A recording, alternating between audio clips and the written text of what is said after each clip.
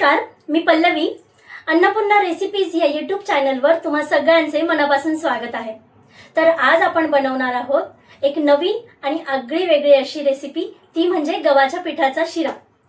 मी एकदा माझ्या नातेवाईकांकडे गेले होते आणि त्यावेळेस मला तिथे हा गव्हाच्या पिठाचा शिरा त्यांनी खायला दिला. मला हा शिरा खूप आवडला. त्यामुळे आज आपण हीच रेसिपी बघणार आहोत आणि त्यासाठी काय काय साहित्य लागतंय ते पटकन एकदा बघून घेऊया. चला.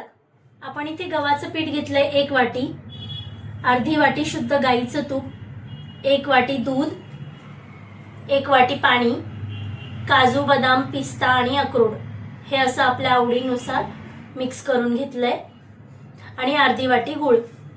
आता आपण इथे काजू बदामचे काप करून घेणार आहोत.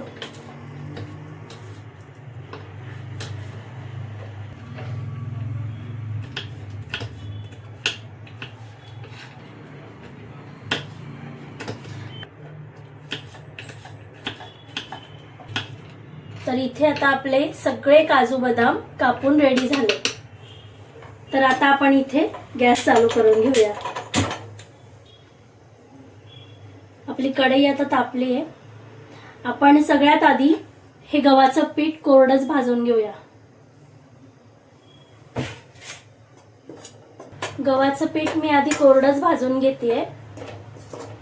कोरडं भाजून घेतलं ना की काय होतं, मग ते छान असं सुटसुटीत भाजलं जातं आणि हलक्या हाताने भाजायचं आहे. हे तूप टाकून जर भाजलं सुरुवातीलाच तर मग त्याच्या गुठळ्या होऊ शकतात आणि गुठळ्या झाल्या तर मग ते मध्ये कच्चही राहू शकतं पीठ. त्यामुळे सगळ्यात आधी आपण कोरडंच पीठ भाजून घ्यायचंय. गॅस बारीक करूनच हे सगळं पीठ आपण हलक्या हाताने भाजून घ्यायचंय. आणि आपलं आता इथे पीठ भाजून झालंय. छान गुलाबी कलर आलाय पिठाला. हे मंद आचेवरच मी सगळं पीठ भाजून घेतलंय.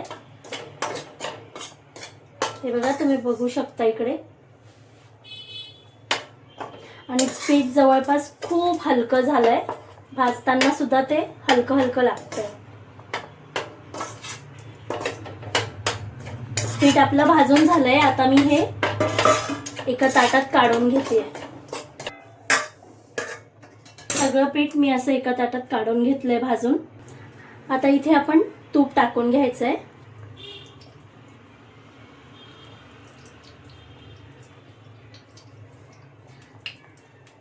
सुरुवातीला थोडंच तूप टाकायचं आपल्याला इथे.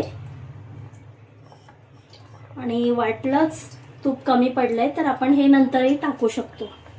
इथे आपलं तूप गरम झालंय आणि आता ह्या तुपामध्ये आपण हे जे काजू बदाम आहेत चिरलेले ते आपण ह्याच्यामध्ये टाकून घेणार आहोत.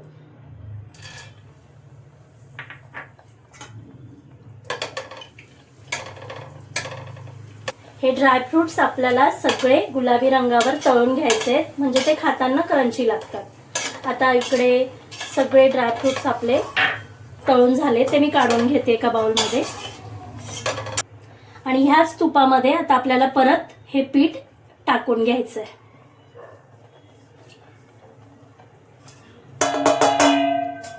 पीठ आपण आधी भाजून घेतलंच होतं, पण आता आपण परत एकदा तुपामध्ये हे पीठ भाजून घ्यायचंय.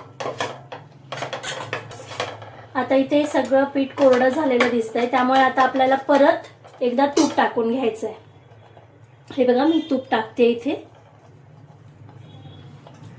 जेवढंही तूप बाकी होतं तेवढं मी इथे टाकून दिलंय. आता परत एकदा तुपावर चांगलं हे पीठ परतून घ्यायचंय. आपण आता इथे अजून तूप टाकून हे पीठ भाजून घेतलंय. हे बघा,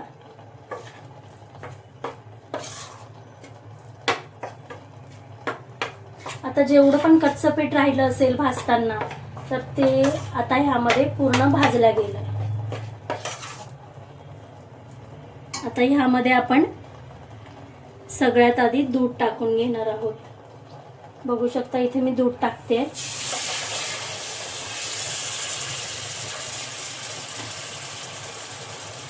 त्यानंतर आपण जे 1 बाउल पाणी घेतलं होतं तेही इथे टाकून घेऊया.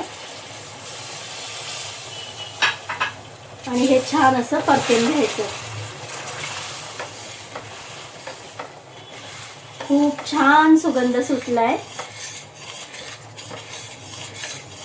आपल्याला वाटलं तर आपण नंतर परत पाणी टाकून घेऊ शकतो. छान असं हलवत राहायचंय, नाहीतर खाली सुद्धा चिटकू शकतो शिरा आपला. हे बघा, छान परतून घ्यायचं आहे, गुठळ्या होऊ द्यायच्या नाही आहेत अजिबात.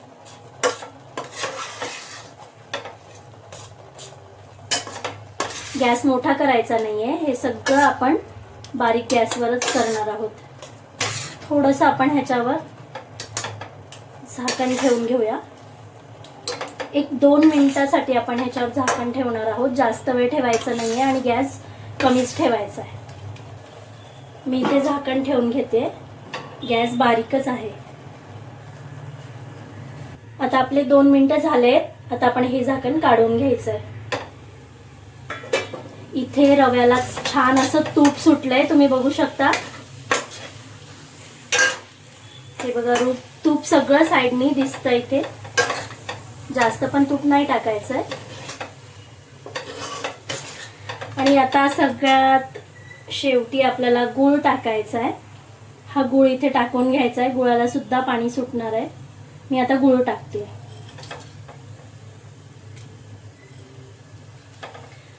गूळ तुम्हाला जास्त गोड पाहिजे असेल तर तसंही तुम्ही जास्त गोड करू शकता, किंवा तुम्हाला गूळ नको असेल आणि साखर हवी असेल तरी तुम्ही साखर सुद्धा टाकू शकता. आता मला तर गूळ आवडतो त्यामुळे मी इथे गूळच घेतलाय. आता गूळ टाकून हे सुद्धा छान परतून घ्यायचंय. आपल्या शिऱ्याला खूप छान असा सुगंध सुटलाय. मला हा शिरा खूप आवडतो आणि मला भूक लागली की मी सगळ्यात आधी हा शिरा बनवते झटपट. आता बरेच लोक रव्याचा शिरा बनवतात, पण मला हा शिरा खूप आवडतो. आपण रव्याचाही बनवू शकतो आणि गव्हाच्या पिठाचाही बनवू शकतो. इथे आपला सगळा गूळ एकजीव झालाय, छान परतून पण झालंय आपलं. आता मी इथे काजू बदाम टाकते. हे सगळ्यात शेवटी टाकून घ्यायचंय, कारण आपण ऑलरेडी काजू बदाम सगळे ड्रायफ्रुट्स हे तळून घेतलेत, त्यामुळे हे सगळ्यात शेवटी टाकलेत तरी चालतात. मी इथे वेलची पावडर आणि जायफळ सुद्धा टाकून घेणार आहे. जायफळ मी इथे किसून घेते डायरेक्टच ह्याच्यामध्ये.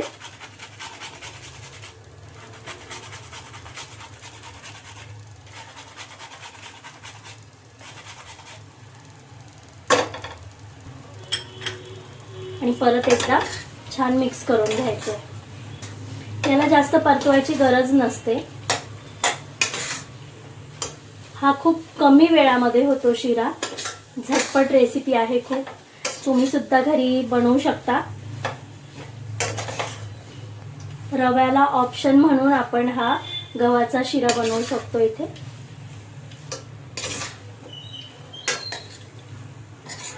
हे बघा, आपला शिरा छान असा तयार झालाय.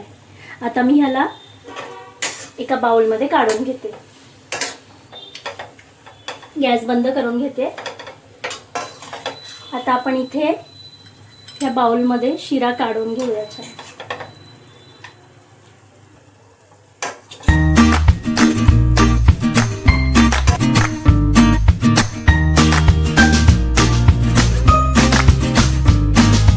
तर आता आपल्या गव्हाच्या पिठाचा शिरा इथे रेडी झालाय. आणि तुम्हाला हा शिरा कसा वाटतो, ह्यामध्ये काय काय ॲड केलं पाहिजे किंवा काय काय कमी आहे, काय जास्त आहे, ते तुम्ही मला नक्की कमेंट करून सांगा. आणि माझी ही रेसिपी जर तुम्हाला आवडली असेल तर लाईक करा, शेअर करा, कमेंट करा आणि हो, सबस्क्राईब करायला विसरू नका. धन्यवाद.